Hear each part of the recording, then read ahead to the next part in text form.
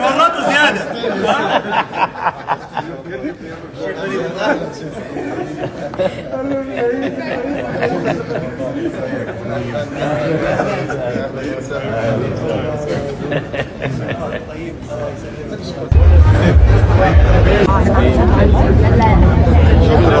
فيلم يجنن، فيلم جامد جدا جدا، بصري قوي وعالمي وما شاء الله يعني. ابارك طبعا، ابارك للنجوم الكبار، ابارك المخرج الكبير طارق العريان، ابارك لتركي آل الشيخ، للمبادره العظيمه اللي بيعملها، ان هو بيخش في انتاج الاعمال الفنيه على مستوى عالمي. وانا قلت كده قبل كده، ان هو بيدخل بيوجه نفسه ان الموضوع يبقى على المستوى العالمي، ما يبقاش مستوى محلي عادي.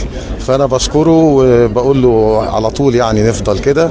وفي نفس الوقت مبروك لأسرة الفيلم كلها، وانا بخص طبعا كل النجوم العالميين، بصراحة نجوم كبار جدا جدا، وبخص طبعا موسى عيسى لانه ده حبيبي، في اللي هو شارك في الموضوع بشكل جيد جدا. بشكركم.